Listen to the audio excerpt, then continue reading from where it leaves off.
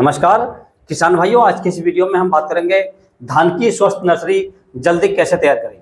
बहुत सारे किसान भाई क्या करते हैं, नर्सरी को डाल देते हैं, परंतु उनकी जो नर्सरी है वो लगभग 35 या 40 दिन में तैयार होती है। जब वे किसान अपनी धान की नर्सरी की रोपाई करते हैं या उसे उखाड़कर ट्रांसप्लांट करते हैं तो उसमें कल्ले कम निकलते हैं, फुटाव कम निकलता है और फसल की जो पैदावार है वो भी अच्छे से नहीं हो पाती है।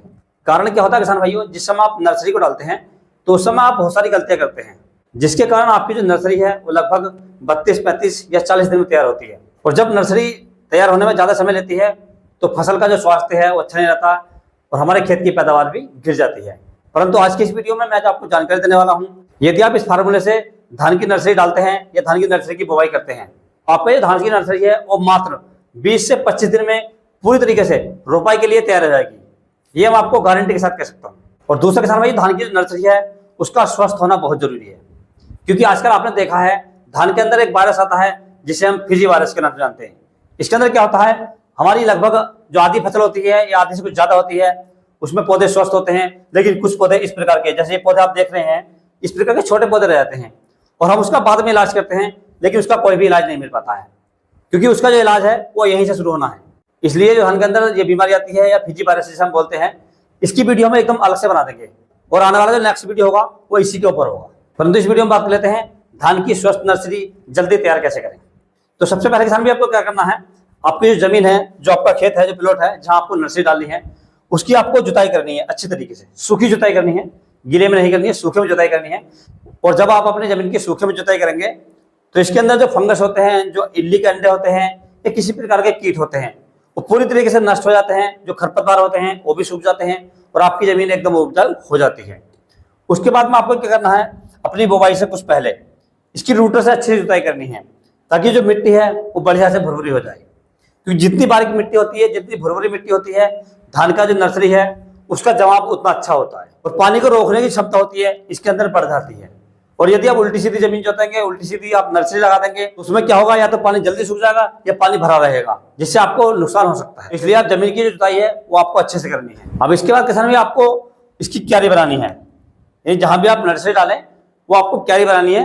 क्यारी आपको इस प्रकार से बनानी है, जो आप क्यारी बनाएं वहां पर जमीन ज्यादा नीचे नहीं होनी चाहिए। ऐसा होना चाहिए यदि पानी ज्यादा भर जाए तो निकालने की व्यवस्था होनी चाहिए, अर्थात ऊंचे स्थान पर बनाएं। और क्यारी को बनाने के बाद उसके अंदर जो मिट्टी है, जो डीले होते हैं मोटे मोटे या खरपतवार होते हैं, उन्हें हाथ से अच्छे सफा कर दें, ताकि उसके अंदर किसी प्रकार का खरपतवार या कोई भी मिट्टी के डीले होते हैं वो ना रहे, जिससे आपकी जमीन भुरभुरी हो जाए। उसके बाद आपको इसके अंदर डालना है जो गोबर की खाद होती है, सड़ी गली, ये आपको डालनी है। यदि आपके पास उपलब्ध है पुरानी खाद, खूब गली होनी चाहिए, लगभग 6-7 महीने पुरानी होनी चाहिए, नई खाद बिल्कुल ना डालें। यदि नहीं है तो कोई जरूरत नहीं डालने की। यदि गोबर की खाद की मात्रा की बात करें तो यदि आप 10 किलो धान की नर्सरी डालेंगे तो इसमें आपको लगभग 2 से 2.5 क्विंटल जो गोबर की खाद है वो डाल देनी है। और क्यारी में गोबर की खाद डालने के बाद इसे आप अच्छे से मिलाते हैं हाथों से अच्छे तरीके से, ताकि अच्छे से मिल जाए। उसके बाद में आपको करना है खाद और फर्टिलाइजर का सिलेक्शन। यानी धान की नर्सरी डालते समय जो आपको रासायनिक खाद डालनी है उनमें सबसे पहले किसान भी आपको लेकर आना है जो होता है NPK 12-32-16 ले सकते हैं, या NPK 10-26-26 ले सकते हैं, या आप DAP ले सकते हैं। इन तीनों में से आपको कोई सी भी खाद मिल जाए ये आप ले सकते हैं। इस खाद की मात्रा आपको 10 किलो धान की नर्सरी के लिए लगभग 5 से 6 किलोग्राम NPK या DAP लेनी है किसान भाइयों। इसके साथ किसान में आपको लेकर आना है फिप्रोनिल, जो रिजेंट आती है 0.6% में आती है और 0.3% में आती है। इनमें से आपको कोई सी भी ले लीजिए। इसकी मात्रा आपको लगभग 1 किलोग्राम लेनी है किसान भाइयों। तो ये खाद और कीटनाशक आपको लेनी है और अपनी धान की क्यारी में इन्हें अच्छे से बखेर देना है और बखेरने के बाद अच्छे से मिला देना है। अब आपकी जो क्यारी है वो धान की नर्सरी डालने के लिए तैयार हो चुकी है। अब किसान भी आपको करनी है बीज की तैयारी, यानी जो आप मार्केट से बीज लेकर आए हैं, जो भी वैरायटी लेकर आए हैं उसका आपको बीज तैयार करना है। इसके लिए किसान भी आपको क्या करना है, जो आप मार्केट से बीज लेकर आए हैं, मान लीजिए आपने ये बीज मार्केट से ले लिया, ये आपको तैयार करना है इस प्रकार से। तो इसमें आपको क्या करना है, सबसे पहले तो आपको ये संशोधित करना है, यानी बीज को प्रभावित करना है किसी दवाई से। जैसे आप बाबा स्टीम ले सकते हैं जिसके अंदर कार्बाइड प्लस मैल्कोजेब आता है, या आप थायोप्रोनेट मिथाइल ले सकते हैं, या आप एजोक्सिस्ट्राबिन ले सकते हैं। इनमें से आप कोई सी भी दवाई ले सकते हैं। यदि बीज को उपचारित करने के लिए दवाइयों की मात्रा की बात करें तो 10 किलो धान की नर्सरी के लिए आपको जो बाबा स्टीम लेनी है जिसमें कार्बाइड प्लस मैल्कोजेब आते हैं, ये आपको लगभग 100 ग्राम लेनी है।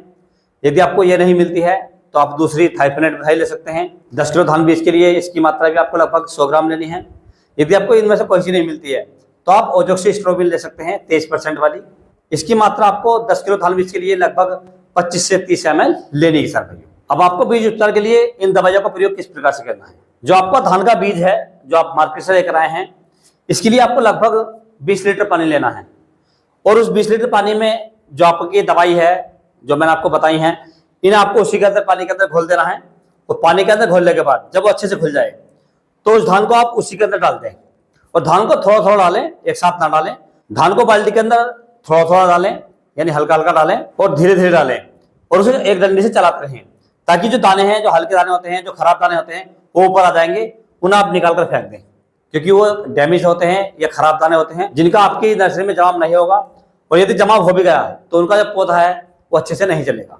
इसलिए आपको धान को धीरे धीरे डालना है और जो धान उसके अंदर गला हुआ निकले, खराब काला निकले, उस दाने को निकाल देना है। और धान को 15 से 20 घंटे पानी में भिगोने के बाद आपको निकाल लेना है और इस प्रकार की जूट की बोरी लेनी है आपको। उस बोरी के अंदर उन धान को डाल देना है जो आपने बीज भिगोया था, वो उसके अंदर डाल देना है और इस बोरी का मुंह बांध देना है। मुंह बांधने के बाद किसान भाइयों, इसे आपको किसी ऐसे स्थान पर रखना है जहां हवा ना जाती हो। किसी आप कमरे में रख सकते हैं या कहीं भी ऐसे स्थान पर जहां हवा ना जाती हो। 24 घंटे के बाद आप देखेंगे उसमें इस प्रकार के अंकुरण निकल आएंगे, यानी जो आपका बीज है वो तैयार हो जाएगा। जब आपका ये बीज तैयार हो जाए, अब किसान भी आपको क्या करना है, जो आपने धान की क्यारी तैयार करी थी जिसके अंदर आपने खाद वगैरह डाला था, उसके अंदर आपको अच्छे से पानी भर लेना है। यानी इस प्रकार से पानी भर लेना है और पानी भरने के बाद आपको इस प्रकार से पाटा लगा देना है।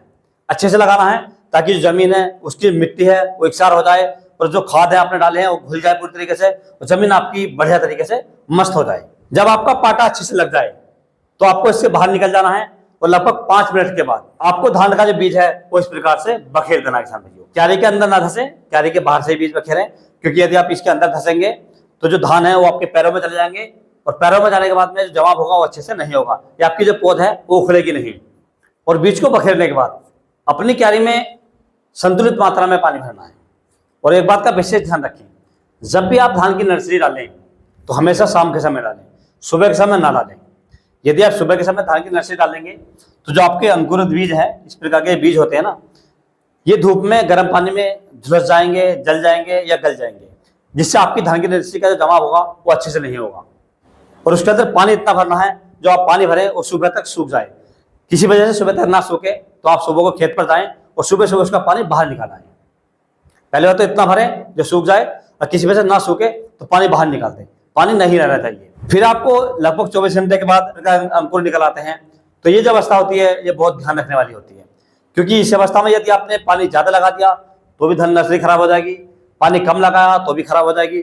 यदि दोपहर में पानी लगा दिया आपने, धूप में पानी लगा दिया, धूप में भरा रहेगा किसी वजह से तो भी खराब हो जाएगी। इसलिए विशेष ध्यान रखना है, जब भी आपको अपने धान की नर्सरी पानी चलाना है तो शाम के समय चलाना है और हल्की मात्रा में चलाना है और हर 24 घंटे के अंदर आपको हल्की सिंचाई कर देनी है। यह आपको लगभग 6 से 7 दिन करना है। जब आपके धान की नर्सरी लगभग 2 इंच के आसपास की हो जाए तो आपको इतना ज्यादा ध्यान नहीं रखना पड़ेगा क्योंकि नर्सरी बड़ी हो जाएगी और जब बड़ी नर्सरी हो जाती है तो पानी को जल्दी सोख लेती है। परंतु सिंचाई आपको हमेशा शाम के समय ही करनी है, सुबह के समय नहीं करनी है। अब आपकी जो नर्सरी है वो आपको जल्दी कैसे तैयार करनी है, जब आपकी नर्सरी लगभग 10 से 15 दिन के आसपास की हो जाए तो उसमें पहली खाद आपको देनी है। पहली खाद मिश्रण में आपको लेकर आना है, यूरिया लेना है आपको लगभग 10 किलो धान की नर्सरी में 2 किलोग्राम के हिसाब से। उसके अंदर आपको लगभग 700 ग्राम लेनी है जिंक सल्फेट और 500 ग्राम आपको लेकर आना है कार्टप हाइड्रोक्लोराइड। ये सारी चीजें आपको अच्छे से मिक्स करनी है। मिक्स करने के बाद आपको अपनी नर्सरी में बखेर देनी है और बखेरने के बाद आपको शाम के समय सिंचाई कर देनी है किसान भाइयों।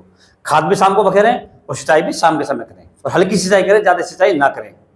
चाहे आपको अगले दिन पानी देना पड़े लेकिन सिंचाई बहुत ही हल्की करें। और सिंचाई करने के 24 घंटे के बाद आपको इसके अंदर करना है एक स्प्रे में आपको किसान भी लेकर आना है NPK 19-19-19। NPK 19-19 की मात्रा आपको लगभग 150 ग्राम प्रति पंप के हिसाब से लेनी है किसान भाइयों। दूसरे इसके अंदर आपको ऐड करना है कीटनाशक भी आपको लेकर आनी है पाइमेट्रोजिन 50% WP में आती है और पाइमेट्रोजिन की मात्रा आपको लगभग 10 से 15 ग्राम प्रति पंप लेनी है किसान भाइयों। इसका स्प्रे आपको लगभग 15 दिन की अवस्था में कर देना है किसान भाइयों। इस प्रकार से किसान भाई यदि आप धान की नर्सरी को डालते हैं, जो मैंने आपको तरीके बताए इन्हें आप फॉलो करते हैं तो आपको जो धान की नर्सरी है वो लगभग 20 से 25 दिन के बीच पूरी तरीके से रोपाई के लिए तैयार हो जाएगी और एकदम स्वस्थ नर्सरी तैयार होगी। तो इस प्रकार से किसान भाई जो मैंने आपको तरीके बताए हैं इस प्रकार से आप अपने धान की नर्सरी को डाल सकते हैं और लगभग 20 से 25 दिन में धान की नर्सरी को पूरी तरीके से रोपाई के लिए तैयार कर सकते हैं। यदि किसान भैया आपको धान की फसल के बारे में कोई जानकारी चाहिए तो आप मुझे कमेंट्स कर सकते हैं। और यदि मेरे द्वारा दी गई जानकारी आपको अच्छी लगी हो, वीडियो पसंद आया हो, तो वीडियो को लाइक करें, शेयर करें और चैनल को जरूर सब्सक्राइब करें। तो मिलते हैं नेक्स्ट वीडियो में, तब तक के लिए जय हिंद, जय जवान, जय किसान।